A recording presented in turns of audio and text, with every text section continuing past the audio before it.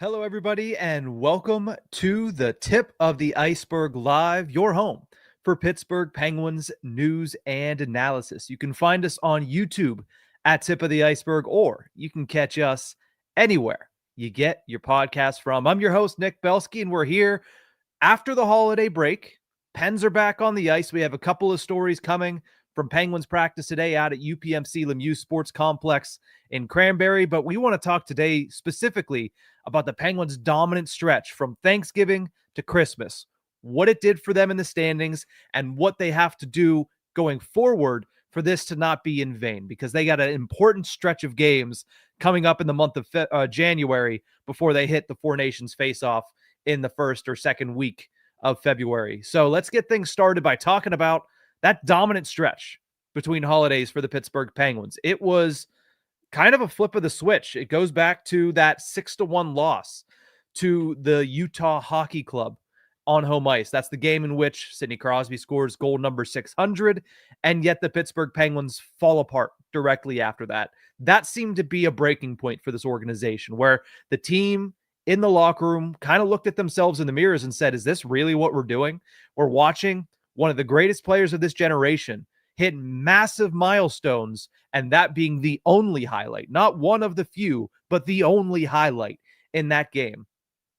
Once that happened, the Penguins fell to 7-12-4 on the season. They were in dead last in the Metropolitan Division. They were in 15th out of 16 spots in the Eastern Conference. They were 26th in goal scoring, and they were dead last in goals allowed. It was a horrible place to be, and us on this show, as well as many others around the Penguins fan base, were simply saying, this is just a bad team. This is where they're at, because they had done that through 23 games, and there's really very minimal signs of life at that point. Well, from that point forward, starting with the Thanksgiving Eve game against the Vancouver Canucks, the Penguins have gone from one of the worst teams in the National Hockey League to one of the better teams in the National Hockey League. 9-3-1 record, 4.1 goals per game, which is second in the NHL in that time. And they went from 3.9 goals against per game to 3.1, which is a jump from dead last to 17th. And again, that doesn't make them phenomenal defensively or when it comes to net minding, but it makes them much better than what they were before.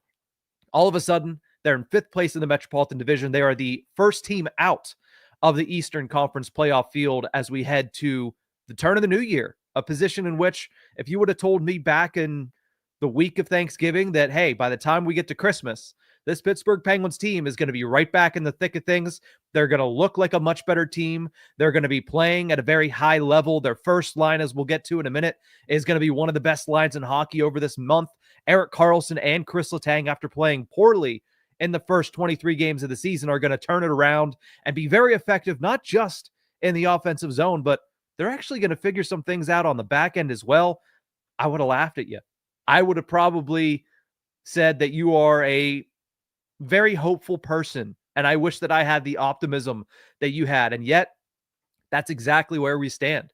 The first line is definitely cooking, and we asked in the top comment here on the live stream, and also as part of our Pens poll that we're going to get to, who's the MVP of this stretch run from Thanksgiving to Christmas? A lot of people are giving some love to Rickard Rakell and giving some love to the entire first line, simply because that has been the driving force. Sidney Crosby hasn't been scoring goals.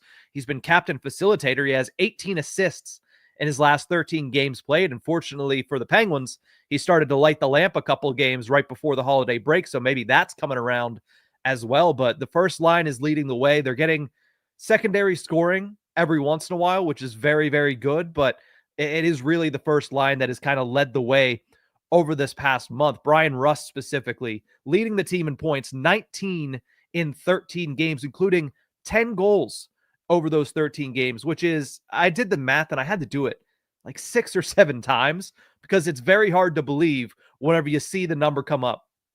We always said Brian Rust, if he can stay healthy, is a 30-goal scorer caliber in the NHL.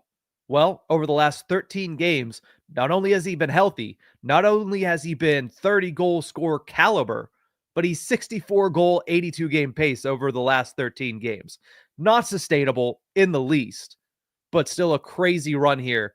Just to put into perspective how good Bryan Rust has been. He had that hat trick in the midst of that run. He had a couple of 2-goal games in the midst of that run. He's lighting the lamp at a huge level for the Pittsburgh Penguins. And so too is Rickard Rakell, right? Rust has 10 in that span. Rickard Rakell has 8 goals in that span for the Penguins, including 17 points. So the top line is filling the back of the net in a crazy, crazy way. And it's leading the way for the Pittsburgh Penguins to kind of bounce back. Erik Karlsson and Kris Letang are the other two names that I wanted to mention here as part of this segment.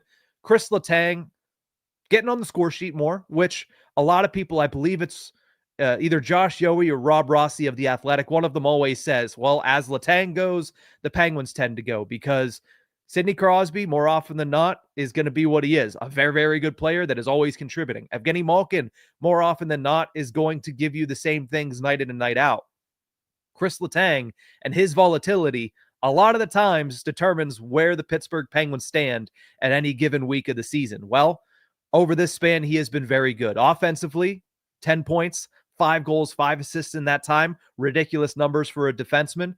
But more importantly, in his own zone, he has found a rhythm with the now injured Owen Pickering. But over that stretch, it appeared as if Pickering jumping on that line with Kris Letang matched with the fact that something had to snap, something had to switch for Kris Letang as well, because his level was rising as he was starting to form that bond with the 20-year-old defenseman. So when you look at those two together, the Penguins throughout the entire season, not just this stretch, have 8 different defense combinations with over 60 minutes of ice time together. Letang and Pickering are second on the team in expected goals against per 60, only to Owen Pickering and Ryan Shea. Pickering and Letang are second in scoring chances allowed per 60 minutes, and they are first in shots allowed per 60 minutes. So not only have they been better defensively than Letang had been all season long, whether that be with Marcus Pettersson, whether that be with, Matt Grzelcyk, who he was with for a long time, whether that be, I guess this takes out P.O. Joseph because it's only been about 2 or 3 games since P.O. Joseph returned, but Owen Pickering and Kris Letang have been largely the best defense pairing that the Pittsburgh Penguins have had all season long, which if you thought about that before this stretch here, you would have said again, man, Kris Letang's having a bad game, and I'd have a hard time believing that he is the best defense pair on the team. But him and Pickering have been really good together. I think a lot of praise has to be thrown Owen Pickering's way for that, because he stepped in at 20 years old. He started in the third pairing role and was quickly elevated to that first pairing role due to the injury of Marcus Pettersson. Playing 20-plus minutes a night at 20 years old, he had been standing up to the challenge very well. Now, it's unfortunate that he got injured. It's a concussion, so we still have no idea when he will be back. He wasn't out there on the ice today when the Penguins returned to practice following their holiday break, so we're going to have to wait and see on Owen Pickering. But he has been very good for the Penguins, and if anybody was wondering whether or not he's going to stick around, he certainly has played well enough to earn an opportunity to stick around, especially the way he's played alongside Kris Letang. Another player that has really turned it on the back end is Erik Karlsson. 12 points in his last 13 games played, only almost a point per game throughout this stretch is, well, exactly what you wanted to see. Because every time we talk about Erik Karlsson, the question is always, is his offensive skill set and is his offensive creativity outweighing his defensive struggles? That has been the conversation around Erik Karlsson really since he came to Pittsburgh and generally throughout his entire career. Throughout this stretch, his offense has been at a level to where even if he was playing poor defensively, you'd probably be okay with it. You'd probably say, all right, we can bite that bullet knowing that he is going to succeed offensively to the levels that he has been. He's hitting that next gear far more often with the puck on his stick. We've seen it kind of in spurts throughout this season. Maybe a couple shifts here, maybe a couple shifts there. Very rarely we would get an entire 60 minutes where Erik Karlsson is playing at a very high level. But over this past 13 games, more often than not, I would wager, we've seen Erik Karlsson at that level from start to finish in these games. And that has been a huge boost to the Pittsburgh Penguins. That's a major reason that they have gone from a team that was 26th in the NHL in scoring through their first 2.5 months to second in the NHL between Thanksgiving and Christmas. Karlsson plays a massive factor, and I know the first line is huge. I think everybody, should be giving that line their flowers. But Erik Karlsson and Kris Letang have turned it on in a very big way, offensively and defensively.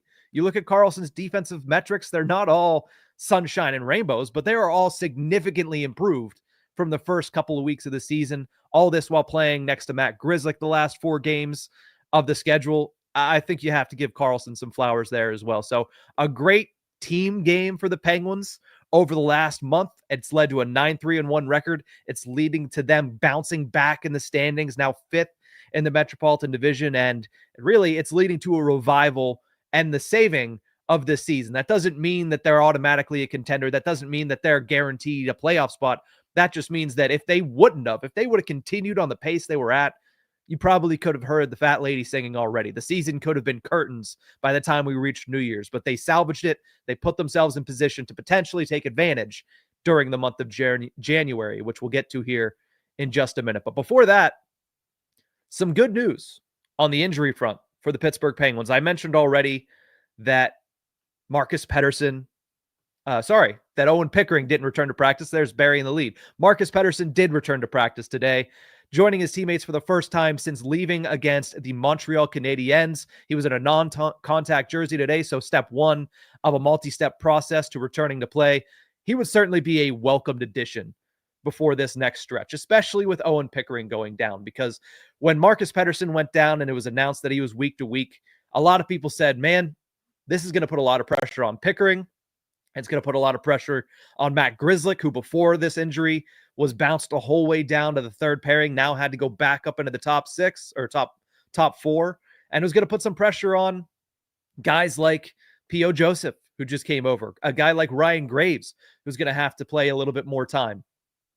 So far, they've handled it pretty well, especially Ryan Graves. Played that 1 game against Philly, gets the helmet. Thought he had a pretty decent game there, but it'd be nice to get Marcus Pettersson back, especially due to the injury to Owen Pickering, who, of everybody, took on the most whenever Marcus Pettersson went down for those 3 games before he suffered his concussion. So good news to get Pettersson back, especially considering what you're looking at over the next several weeks between now and the end of January.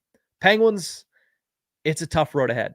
17 games in the next 34 days. So I'm hoping that they enjoyed their time off these last 4 days, because it is going to be very busy and it's going to be very difficult for the Pittsburgh Penguins between now and February. A home and home to begin things off with the New York Islanders, which is kind of like a holiday tradition.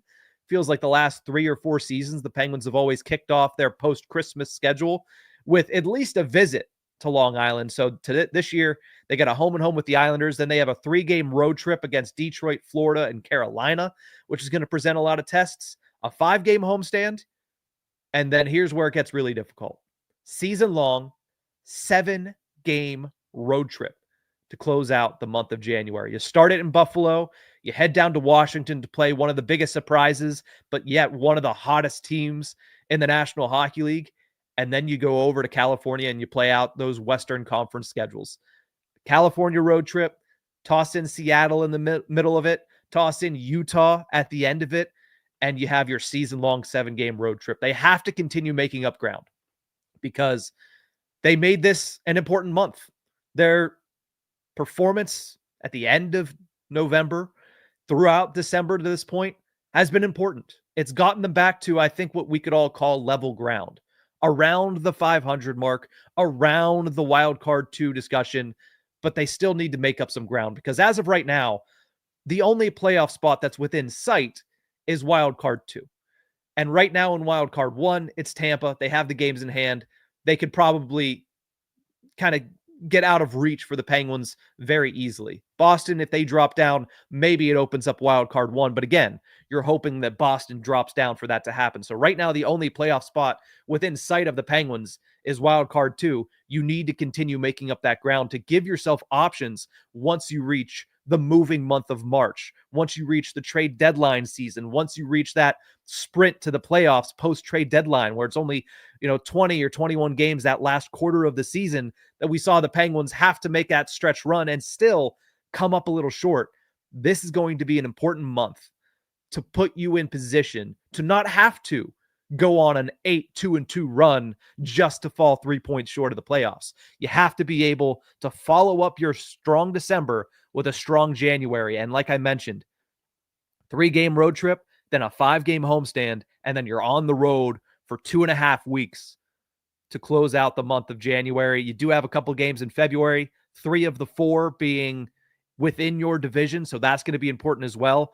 But if you look at January specifically and add on this last week of December, 17 games in 34 days. A couple of 2-day breaks, but a handful of back-to-backs that you have to deal with as well. You need to make up that ground because while I still expect some pieces to go, even if they're sitting in a playoff spot by the trade deadline, you would still expect maybe a Marcus Pettersson to be moved, a Drew O'Connor to be moved if he's able to elevate his trade stock above what it is now, which is practically non-existent.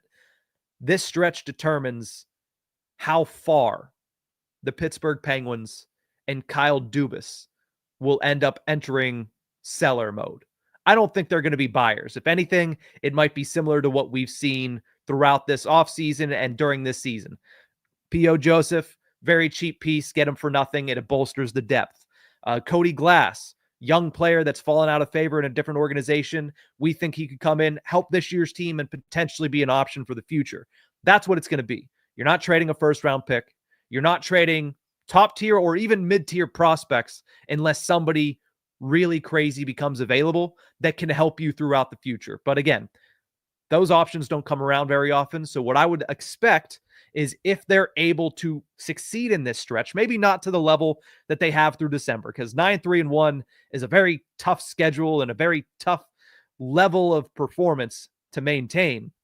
But if they're able to succeed and stay within a point, within a few points, but still be one of those last teams out or first teams in, that's going to determine how much Kyle Dubas wants to sell the farm once you reach the trade deadline or once you reach that month of February and the beginning of the real ramp up to the trade deadline. Because like I said, Pettersson, O'Connor, more than likely, I would say, even if they're winning, are probably likely going to be in those conversations.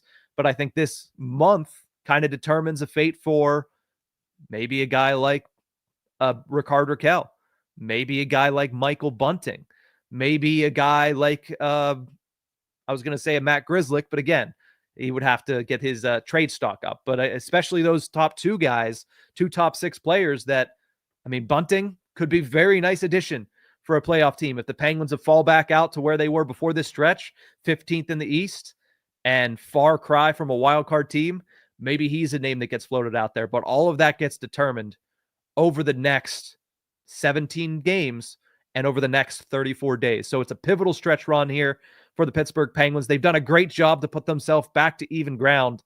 But they really, really have to turn the jets on and turn the afterburners on here over the next month. And a lot of that's going to be on the road, eating boxed lunches and getting ready for some matchups against, honestly, some good teams, but a lot of teams that you should be able to take down. I mean, a lot of middle-of-the-road teams, the Seattle Kraken team, the Utah Hockey Club team. You go to California and you take on an LA Kings team that you just took down. You take on an Anaheim Ducks team that is floundering. You take on a San Jose Sharks team that is in the depths of a rebuild. You have to take advantage when you go into those matchups because outside of that, you are going to have that home game against Edmonton. That's going to be a tough slog. You do have that road game against Florida where you barely escaped the last time you played them. You do have a road game against Carolina, who's had your number.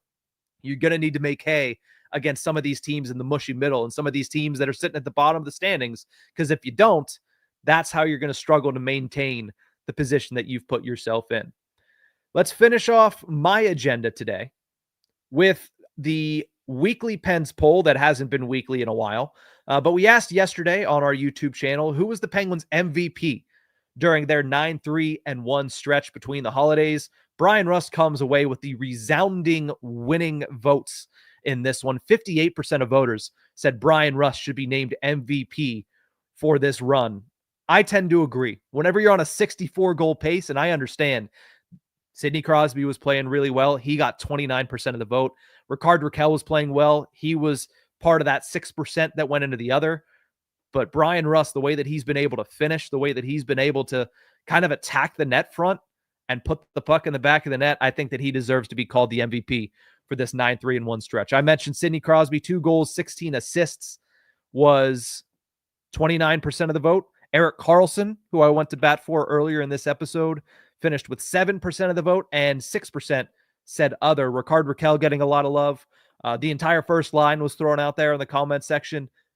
And so too was Mike Sullivan, which I thought was a pretty interesting one. Getting some love for MVP of a 9-3-1 stretch was Sully. But the Penguins, they put themselves in a good position. They're feeling good for the holidays. They need to transition that into the new year, which is going to be very, very interesting to see if they can do it. Let's go to the questions here. And if you have more questions tuned in live here with us at the tip of the iceberg, make sure you throw them in the comment section below. We're going to try to answer as many as humanly possible before we head out of here today. Let's start with Peter Swisstock, who checked in right at the beginning, says, is Brian Rust a better hockey player than Jake Guentzel? No, he's not. I mean, the short answer is no. He's not a better hockey player than Jake Guentzel. There's just a different level when it comes to offensive ability in Jake Guentzel. Rust is a fantastic finisher. Rust is a potential 30-goal scorer every single season if he can stay healthy. Jake Guentzel, even if we take out the fact that he's a great facilitator, Jake Guentzel is a perennial, multi-time 40-goal scorer and somebody that has the capabilities and talent to potentially score 50 goals in the National Hockey League because he's able to do it at such a consistent basis. Brian Rust is a great hockey player. Don't get me wrong. He's a top 6 player on every single NHL team. I don't care who you have. Brian Rust is a top 6 guy. He's a guy that every head coach wants because he can kill penalties. He can play on the power play. He can play a very solid forechecking game. He could also sit back and just be a sniper. He is a jack of all trades, but the problem is between him and Guentzel is just that ceiling. I think the ceiling is just higher with Jake Guentzel, which is why, one, he's been paid handsomely for it, right? If you look at the career earnings of Brian Rust and Jake Guentzel, there's a discrepancy there because there's a skill set discrepancy.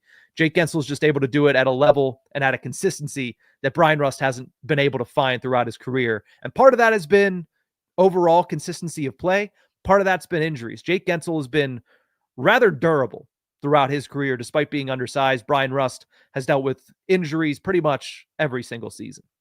Let's jump over to Brandon N., who says, hey, Nick, what do you see about Chris Kreider coming to the Penguins? As I saw on the trade rumors, we would give the Rangers Graves, Grzelcyk, and a 2027 second-round pick with New York retaining salary. Well, I don't know where you saw that, but I would highly doubt that would happen. That just sounds like a NHL 08 on the second BlackBerry create a trade. But Chris Kreider, if the Rangers, who have really fallen off the face of the earth, would be looking to trade him, I wouldn't hate him as a player coming to the Penguins because he gives you really a lot of what the Penguins have loved out of guys like Michael Bunting, who is just a power forward, who's a guy that can get under other team's skins, who's a guy that's going to be hard-nosed, who's going to go to the tough areas, who's good at finishing. So I think if I'm looking at Chris Kreider, let me pull up his contract here. If he's on the move and if he's on the trade market, I wouldn't hate the Penguins potentially going after him. Now, he does have 2 more years at $6.5 million. He's 33 years old. So does it fit with what the Penguins are doing? Not very much. But I think for this season, if you're able to get Kreider for cheap, that'd be great. But I just don't think that's going to happen. I think if the Rangers trade Chris Kreider, it's going to be for a pretty large sum, even though he has a $6.5 million salary cap hit for this year and the next 2 years. I don't think the timing is right. And I certainly don't think that they would take him for Ryan Graves, Matt Grzelcyk, and a 2027 second round pick. I mean, that is what would make the salary cap work, but also why would the Rangers end up doing that?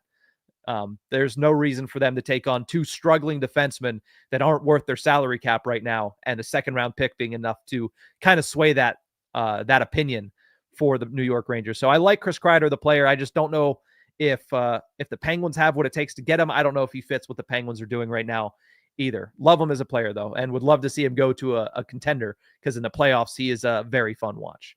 Let's go to Team Crusade, who says, With Blomqvist needing NHL games, who's getting traded in our goaltending position? I don't know if Blomqvist needs NHL games this season particularly. Yes, he has definitely earned the right to potentially get that opportunity. If one of these guys goes, you're going to have no problem giving him that time. Yes, he is ready to play at the NHL level, but I don't think he needs NHL games this season. You can afford to be patient a little bit with a guy like Joel Blomqvist. But of the two who gets traded, it's more than likely Alex Nedeljkovic. I mean, you look at what he's done this season. He hasn't been as good as he was late last year, and he's kind of fallen off, which is why he's lost the net to Tristan Jarry. I think Jarry's been better of late, certainly giving the Penguins chances to win. There's still some issues when it comes to Tristan Jarry's game, but he's certainly been better than Alex Nedeljkovic has been, even though Nedeljkovic throughout this stretch has put together, I believe, one or two pretty decent performances.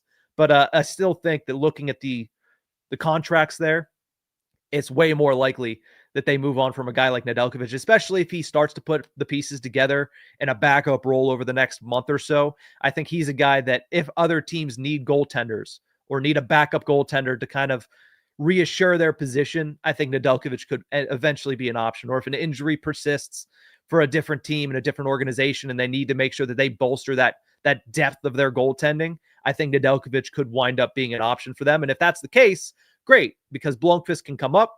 He can get more NHL experience. He can continue to build off of what he did early in the season.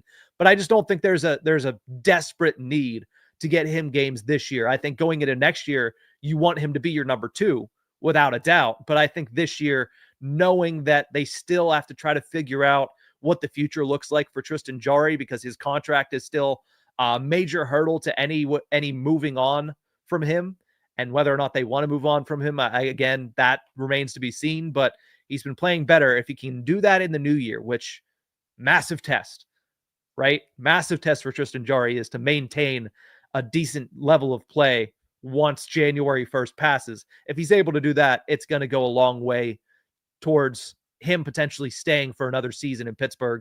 And it feels like right now they're taking it month by month and then year by year when it comes to Tristan Jarry. But I think if there's going to be a goalie moved, it's going to be Alex Nedeljkovic. Kris also has a question about Penguins goaltending. Says, trade Jarry at the deadline or sooner and bring Blomqvist back. So he's on the same page as Team Crusade that, they'd like to see Joel Blomqvist get another shot. I just don't know what team is going to be willing to take that bet on Tristan Jarry. He still has 3 more years left on that contract. And while, yes, he's been playing better, he's been the Penguins' primary goaltender throughout this really stellar run, they're still 17th in the NHL in goals allowed per game. So it's not like he has turned into a Vezina caliber or an all-star caliber version of himself. He's just turned into a more playable version of himself. In a lot of these games, he still has under a 900 save percentage. In a lot of these games, he's still giving up the costly goal at the unfortunate time.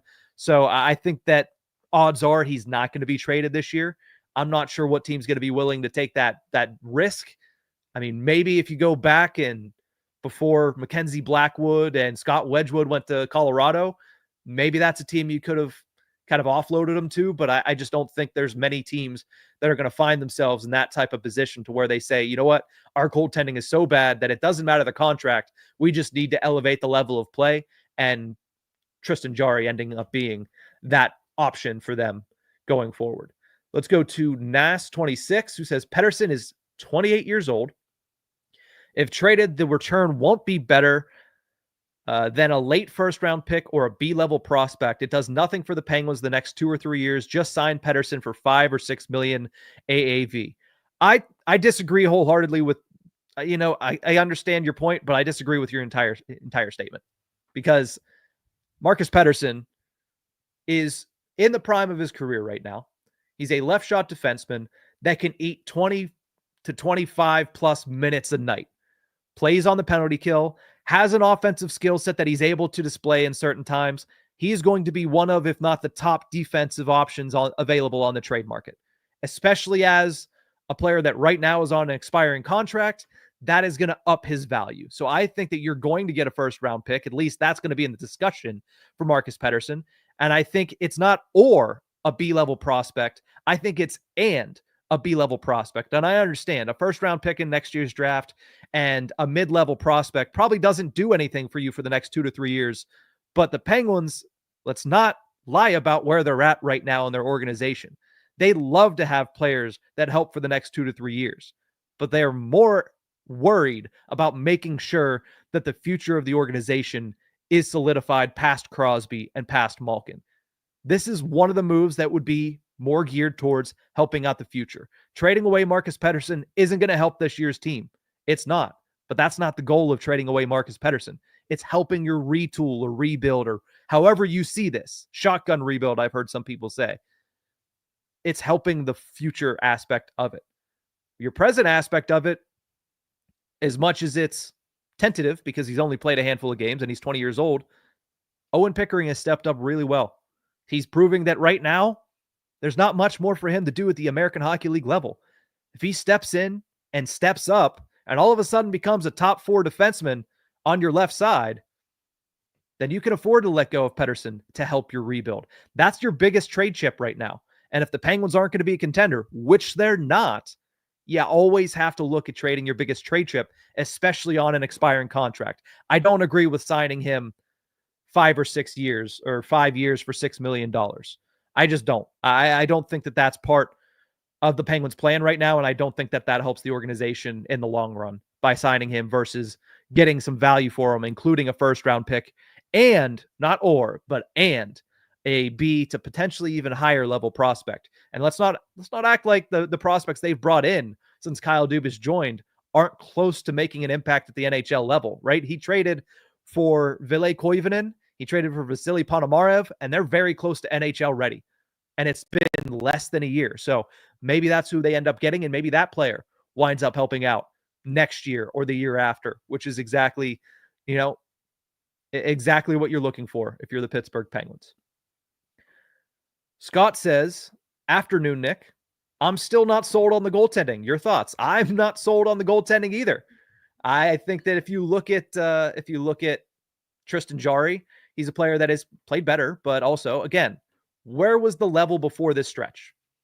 We were saying Tristan Jarry is unplayable at the NHL level. Not, yeah, he's playable as a backup. Not, oh, well, he's struggling a little bit. He was unplayable. Still, he's better, but how often has he given up a goal on the first shot of the game or the first 3 shots of the game? The Penguins have given up the first goal of the game in their last 7 games leading into that Philadelphia Flyers matchup on Monday right before Christmas. They give up the first goal because Tristan Jarry needs to warm up to the action. Now, when he does he play well? Yes. Does he make a lot of 10-bell saves? Yes. Is there stretches of the game where the defense falls apart and he's the one that has to step up? 100%. There's also times where they're down 1 goal in the third period. They're asked for him to make that timely save just to keep him in it, and he gives up the light goal. That happens far too often. So I agree with you. It's better. I'm not sold on it either. Let's go to JR, who says, if the Pens are in the playoffs at the trade deadline, what's the chance Jarry gets traded and Blomqvist gets called up? Well, you guys are all on the same wavelength in the comment section today. A lot of people loving on Joel Blomqvist, a lot of people hating on Tristan Jarry. If they're in the playoffs at the deadline, you'd have to imagine it's because Tristan Jarry's playing better. You're probably not going to trade Tristan Jarry at that point. You might trade Alex Nedeljkovic because you might want to get something in return for him, and you might want to give Joel Blomqvist the opportunity. But again, for that to happen, Pens are going to have to play well, and Tristan Jarry is going to have to be playing very well for them to be in a playoff position by the time the trade deadline comes around in March. That's 2 more months of playing at a very high level. At that point, they're probably not going to move on from him. Maybe they do in the offseason. Maybe they try to go some different direction in the offseason just because of the way things ended. But if Jarry extends this 1 month of better play into 3 months of better play in a playoff spot, they're not going to end up trading Tristan Jarry. I just don't see that happening at the trade deadline. But again, maybe Nedeljkovic, and then you get to see Joel Blomqvist. Let's go to JT Nelson, who says, with P.O. Joseph back in the mix, who sits when the defense is fully healthy? Pickering and Shea can obviously be sent down without waivers, which Ryan Shea cannot, I don't believe. I think Ryan Shea would have to go through waivers. unless he cleared recently. I'd have to go back and look at that. But definitely Owen Pickering doesn't have to be sent through waivers. But the Pens need their best 6 moving forward. So if P.O. Joseph's back in the mix, and then you're talking Owen Pickering's healthy, Marcus Pettersson's healthy, and none of them are traded yet, I think you go Pickering with Letang, because that pairing, as we talked about earlier, has been very good for the Penguins. So you have to go with the best 6. Pickering, Letang at your top. Pettersson, Karlsson is your second, because obviously that's where you put Marcus Pettersson. That's who's going to be the best fit for Erik Karlsson. And then third pairing, I would go, it would probably have to be Graves or POJ and Matt Grzelcyk moving over to the right side. And whoever of Graves and POJ that is not on that pairing is going to be your healthy scratch. Shea ends up getting sent down. That's where I would go. I think your best 6 moving forward is undoubtedly Pickering, Letang, and Pettersson. Karlsson is your top 4. That third pairing is still a lot of question marks. I think the Penguins are dead set on keeping Grzelcyk in the lineup. So with that in mind, I'd put him on the right side on the third pairing, because they love what he brings on the power play. And to be fair, he brings a lot of good things on the power play. It's just, to me, there's so much that outweighs it on 5-on-5 and playing defensively. And you have 2 other guys that should excel in the power play, in Letang and Karlsson. But they seem dead set on keeping him in, so I'll keep them in for the time being for purposes of this question. And I'll put it as Graves or P.O. Joseph, whoever's playing better at the time. Because honestly, right now, despite the large discrepancy in their paychecks, they're pretty interchangeable when it comes to their skill set. Except for the fact that P.O. Joseph can bounce up into the lineup a little bit more, simply because he has chemistry with Kris Letang. Let's go to Nas26, who said, "What's going on with McGroarty? Just growth. That's all." I think that it was great to see him get an opportunity early in the season, make the team out of camp as a 20-year-old, but that's what he was a 20-year-old who earned the chance because of a couple injuries, but who needed a little bit more seasoning. And I know that the purpose of that entire trade was to bring in somebody who's going to be NHL ready much earlier than Brayden Yager, but that just wasn't early this season. So right now, what's going on with him? He's at the American Hockey League level. He's starting to put the pieces together. He's starting to score more points. He's starting to score more goals, and he's starting to figure it out a little bit. He is still, at this moment, more NHL ready than Brayden Yager was, which was the purpose of the trade. He's just not in a position right now to where he's going to come up to the NHL and make an impact. And that's what they want from Rutger McGroarty. I still wouldn't be surprised if he ends up at the NHL level by the end of the season, especially if the Penguins go into partial seller mode, if they end up moving on from a Drew O'Connor to open up a roster spot. I wouldn't be surprised if Rutger McGroarty gets that opportunity. If they move on from a Nola Chari, if they move on from a Matt Nieto, and these guys end up being veteran additions for Stanley Cup contenders, that spot's going to be filled by a Rutger McGroarty, and he's going to get that opportunity late this season. And then I think you can expect him by the beginning of next year to be fighting for that everyday role in the National Hockey League. He just wasn't ready at the beginning of this season. Sometimes you have to kind of round out the edges, and sometimes that jump from whether it be college or juniors to the professional hockey leagues, it takes a little bit of time to adjust. Fortunately for the Penguins, Owen Pickering was able to make that adjustment really quickly. And that's why he's been as good as he's been since he joined the Pittsburgh Penguins. That's been why he's been as good as he's been at the AHL level late last year when he got that cup of coffee, and at the beginning stages of this year. It's going a little bit slower for a guy like Rutger McGroarty. So I wouldn't be overly upset at the fact that he's not in the NHL level. I would just say be a little bit more patient. Not as patient as you would have had to been with Brayden Yager, and that's the point of the trade in the first place. So the check-in with him is just that he's continuing to grow, and he's starting to pick things up in a similar fashion to what he did early in this season whenever he picked things up and started to put it all together and stack good games and stack good weeks in the preseason, which eventually led to him getting those 3 games of NHL experience before being sent down. That similar process is taking place once again at the Wilkes-Barre level. Let's go over to Colton, who wants to know, would you like to see Puljujarvi in the lineup over Drew O'Connor? In my opinion, Drew has been a negative asset in this lineup, with Sully also lowering his minutes lately. Well, OC was up on the second line today during line rushes in practice, so that kind of lowering of his minutes seems to be trending in the opposite direction. Maybe they're just trying to give him a push here, get him back on the score sheet, get the mojo flowing for Drew O'Connor a little bit. I would love to see Jesse Puljujärvi in this lineup. I just don't think the switch is Drew O'Connor for one very important reason. Drew O'Connor is your second leading forward in penalty kill minutes this year. That's a long sentence, but it's Nola Chari, it's Drew O'Connor, and then there's a large gap after Drew O'Connor and third place, which I believe right now is Brian Rust in shorthanded ice time. Jesse Puljujärvi, throughout his entire career, the most PK time he's played in an entire season was 3 minutes. The length of a song, that's how long in his career high year Jesse Puljujärvi played the penalty kill. So I don't think that's something that the Penguins would do as far as a switch. I'd love to see Puljujärvi get an opportunity, though. I think there are certain players in this lineup that would benefit from having Jesse Puljujärvi on this line, and I think the Penguins offensively would as well. The only problem right now is it's not broke, right? I led off this show saying the Penguins, since the day before Thanksgiving, are second in the NHL in scoring.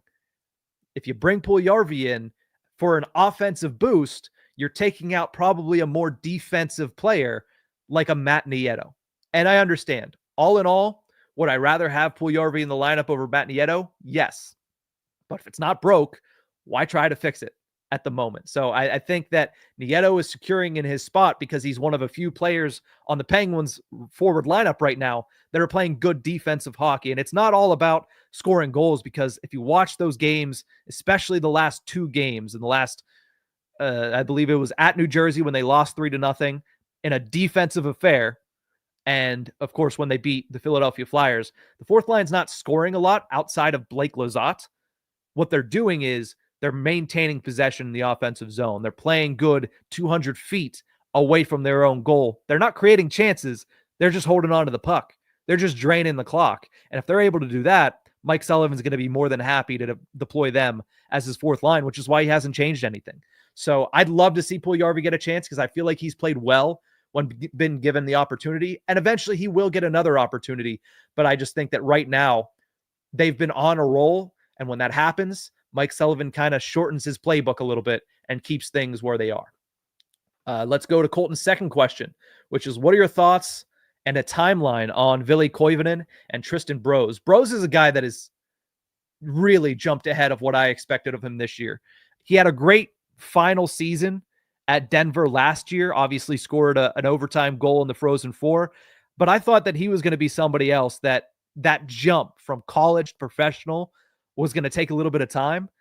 He's proven me wrong. He's been very good for the Wilkes-Barre Scranton Penguins. Same goes for Ville Koivunen. I think they're both in the same boat as McGroarty, where there's not really a place for them right now at the NHL level. The Penguins have a lot of veterans that are kind of taking up ice time. Charis, Nietos, Puljujärvi, as we just talked about, deserves another shot. So those guys are all going to get opportunities before Koivunen and before Brose, also because the Penguins, they don't have very many prospects, right? They've, over the past year, accumulated more, but comparatively, they're still relatively barren when it comes to their prospect system. So you want to make sure that you do everything possible to get these guys prepared before you throw them into the fire of the NHL, because you don't have the opportunity to miss very much and be able to maintain a winning organization and a winning culture. So Koivunen and Brose, I think they're progressing very well based on what I've seen. I think that they're guys that could be in line for an opportunity and a cup of coffee post-trade deadline if that's how things shake out. And I think that they're probably right underneath McGroarty. I think it would probably go McGroarty, honestly, Koivunen, Ponomarev, and Brose are the 4 players that I would put as, once the trade deadline happens, if spots are available, that's who I would give them to in that order going forward. But I think timeline-wise, next year, both of those 2 guys, depending on the moves made this offseason, should be vying for a roster spot in training camp. I think that's what you can expect. Let's go over to JR. JR says, what trade do you see the Pens making before the trade deadline besides Marcus Pettersson? Drew O'Connor. He hasn't scored in 30 games, which is going to hurt his trade value, but something tells me that it's going to click at some point over the next 2 months. And I do think that around the league, a player of Drew O'Connor's ability and skill set is looked at very glowingly by contending teams. Now, he does have that offensive upside that he showed late last season, so teams know it's in there. He just has to find it again. He's great on the forecheck. He's good on the penalty kill. He can be a decent option on power play too. Again, maybe towards the lower end of power play too, but he's an upcoming free agent and he's still young. He plays with speed. He plays with physicality. So I think Drew O'Connor could be a name that goes out there. Nola Chari's an interesting one. He started this season off hot, has another year on his contract, makes a little bit too much money for simply a defensive-minded fourth-line center/winger, but I think there could be a contending team that looks into him as well. So those are the two big names that I'm looking at, is a Chari and a Drew O'Connor. Let's go over to Bradley Vision, who says, do the Penguins even still consider trading Pettersson if they're pushing for the playoffs? Yeah, they do, because they're not in go for it at all costs mode right now. They're in a mode where they're trying to look towards the future as well as help out this current team, and probably more so looking towards the future than helping this current team. So I think that they still consider trading Marcus Pettersson, even if they're pushing for the playoffs, simply because you don't have too many options and too many pieces that you can trade away to help you kind of accelerate your rebuild that are at the stature of Marcus Pettersson. So I still think that that ends up being on the table for the Pittsburgh Penguins. And I think that there's going to be plenty of suitors as well. I mean, we know the Vancouver Canucks and Jim Rutherford have coveted Marcus Pettersson for the past however long Jim Rutherford's been there, because Rutherford, let's not forget, is the guy that signed Pettersson to his current contract that he's on with the Penguins in the first place. Let's go over to Nas, who says, first he says O'Connor contract. Again, I would still look into trading him if there's anything available. If not, you try to bring him back, but I don't think you bring him back at all costs. And then says, Rickard Rakell trade, yes or no? That one, I think, is dependent on where you're at, right? That one doesn't fall into the same category as a Marcus Pettersson, simply because you don't have a replacement for Rickard Rakell. You don't have a top six ready guy. Whereas with Marcus Pettersson, you might have a top pairing ready defenseman in Owen Pickering on the left side. You have an heir apparent in that position for Pickering. Whereas with Rakell, do you have somebody else that's going to put up 25 to 30 goals right now in the system? Probably not. So I think you're a little bit more wary of trading away a guy like Rickard Rakell, not to mention the fact that the value's not going to be as high there, simply because people are taking on a little bit more risk with Rakell. He's having a great season, but he's coming off a year where he was not good, dealing with shoulder injuries. He's getting older, and he has 3 more years left on this contract after this season at $5 million. So I think that his value automatically deteriorates a little bit because of that, not to mention the fact that I do think his importance to this team is a little bit higher at that stage of the game than of Marcus Pettersson on an expiring contract. Let's go to Dabton, who says, with all the talks of the Penguins wanting Nils Höglander, what would your mock trade for him be? I think that is probably similar to what you've seen already this season when the Penguins went out and got a Philo Tomasino, but with higher value. Because I think Tomasino is a guy that when he came in to the NHL, he had expectations, but not as high as everybody expected for Nils Höglander. So I think you're looking at probably a second or a third round pick for Höglander, especially considering the fact that, you know, the Vancouver Canucks right now are making it pretty clear that there's not going to be a future for him in that organization. I think the same could be said for a Nicholas Robertson in Toronto. I think you're looking at a mid-round draft pick that, depending on the time of year and depending on how many suitors there are, could turn into a second-round pick. I don't think it goes up to a first, and I think that if he's included in a trade for Marcus Pettersson, the Canucks would be the one that would have to add to that trade to make it worthwhile for the Penguins. I don't think the Penguins would have to trade anything with Pettersson to get Höglander and another piece. Let's go to JR, who says, do you think the next captain of the Penguins is already on the team? That is probably the hardest question you could have asked, simply because to answer that question, you have to know, when are they going to be looking for another captain? Sidney Crosby is going to be the captain until he leaves, and I know you know that, and I know everybody that is tuned into this live stream knows that.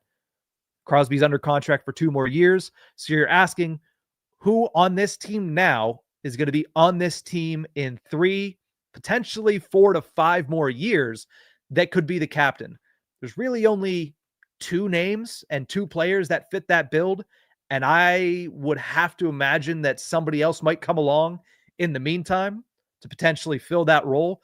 But the 2 names I would look at right now, Owen Pickering, who is already showing to be a very, very good defenseman, all-around defenseman as well. He has good offensive instincts, and he's really good in his own zone. He uses his height. He uses his wingspan extremely well, and he's only 20 years old, so I think the Penguins are going to keep him around, and he's been a captain before, right? He was a captain of the Swift Current Broncos. He's a guy that time after time has shown that he can be a leader of men, even from a very young age. So him learning day in and day out from Kris Letang and Sidney Crosby and Erik Karlsson and Evgeni Malkin, guys that have been leaders for 2 decades plus in this league, I could see Owen Pickering developing into potentially the next captain of the Penguins in, again, 4 or 5 years, but potentially being that guy. The other name would be Rutger McGroarty. He was the captain of Team USA in last year's World Juniors. He's a guy that has been widely regarded as a leader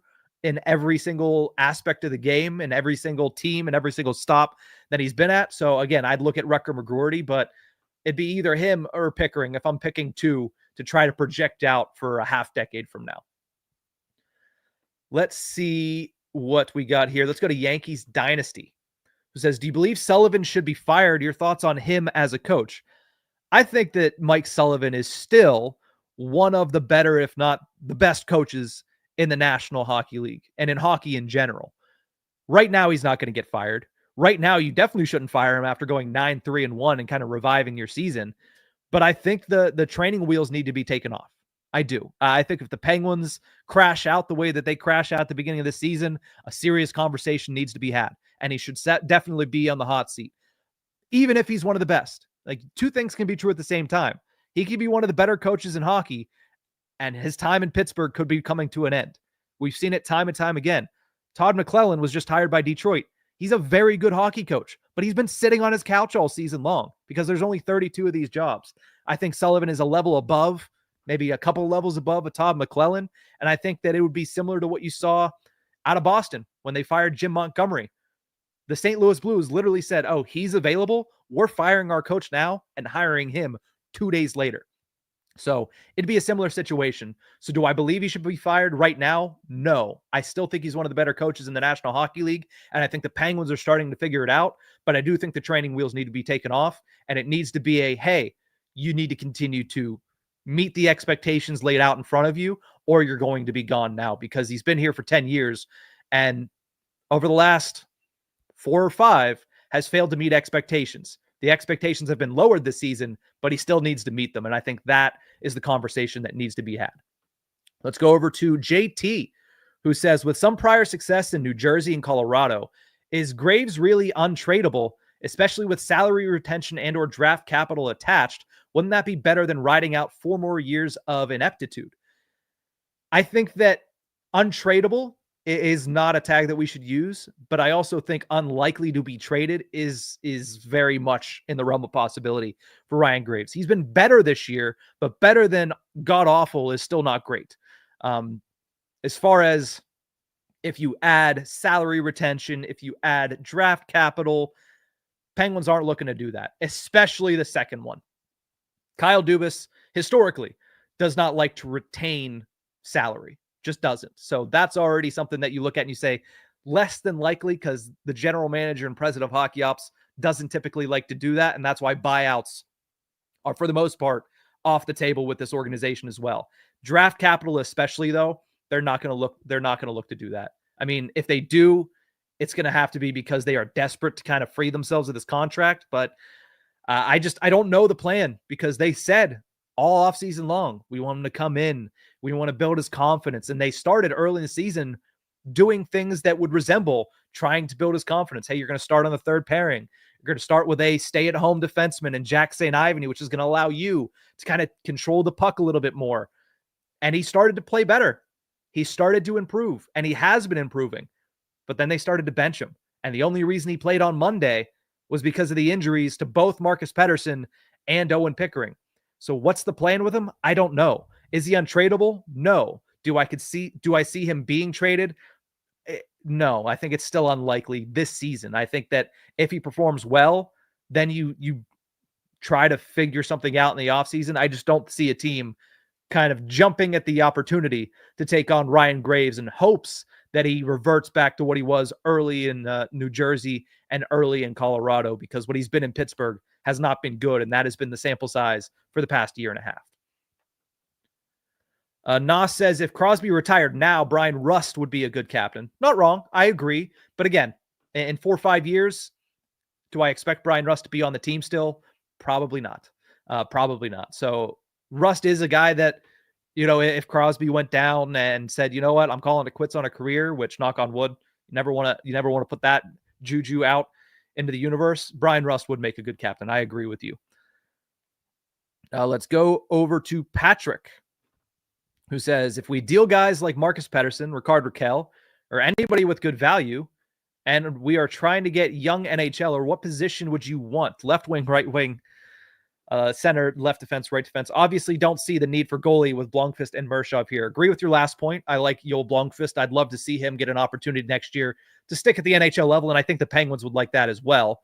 Mershov, obviously, in his first year in North America, has still been impressive, so has to grow throughout that, because development is not linear for any position, but in particular in the goaltending position, not linear path whatsoever. So I would not go defense either. If I'm looking to bring in more young NHLer prospects, I'm going right defense first, because you have Kris Letang, you do have Erik Karlsson, but behind that, you have Harrison Brunick and not very much else. A left side, you have at least Owen Pickering, who's 20 years old and could potentially kind of take that role going forward, which lessens the need.